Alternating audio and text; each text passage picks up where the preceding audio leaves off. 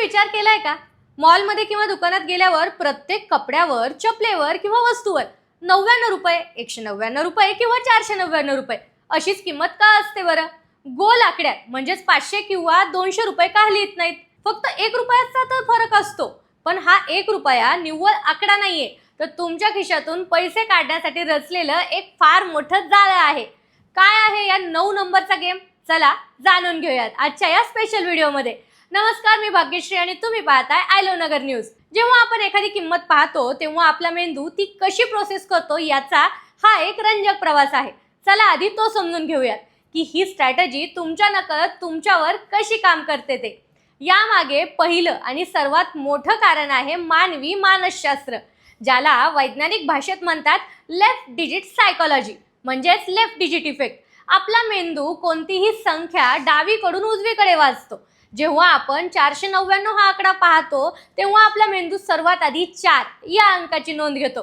जरी ही किंमत 500 रुपयाला फक्त 1 रुपया कमी असली तरी तुमच्या सबकॉन्शियस माइंडला ती वस्तू फक्त 500 रुपयांची आहे हे न वाटता 400 रुपयांची म्हणजेच स्वस्त वाटते.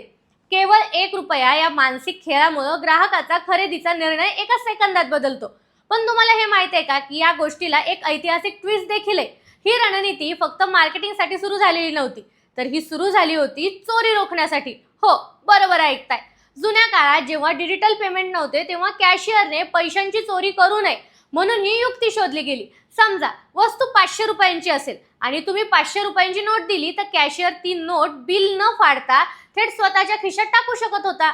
पण किंमत 499 रुपये असल्यामुळे त्या 1 रुपया सुट्टा देण्यासाठी कॅशियरला कॅश काउंटरचा जो गल्ला आहे तो उघडावाच लागायचा आणि गल्ला उघडताच क्षणी मशीनमध्ये त्या विक्रीची नोंद ही कॉम्प्युटर किंवा सिस्टीममध्ये ऑटोमॅटिक व्हायची. म्हणजेच मालकाला हिशोब मिळायचा आणि चोऱ्या थांबायच्या.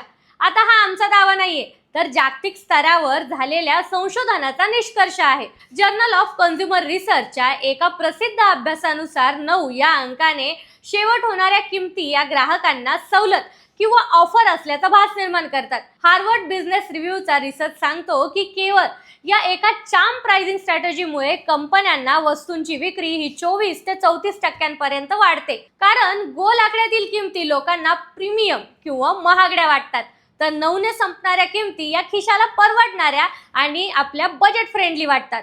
तर पुढच्या वेळी जेव्हा तुम्ही मॉलमध्ये जाल आणि 999 रुपयांचा टॅग पाहाल तेव्हा स्वतःला नक्की सांगा की ही वस्तू 1000 रुपयांची आहे. तुम्हाला हा 1 रुपयांचा गेम याआधी माहित होता का? आणि या 1 रुपयांच्या नादात तुम्ही कधी नको असलेली वस्तू खरेदी केली आहे का? आम्हाला कमेंट करून नक्की सांगा आणि अशीच नवनवीन माहितीसाठी पेजला फॉलो करायला विसरू नका.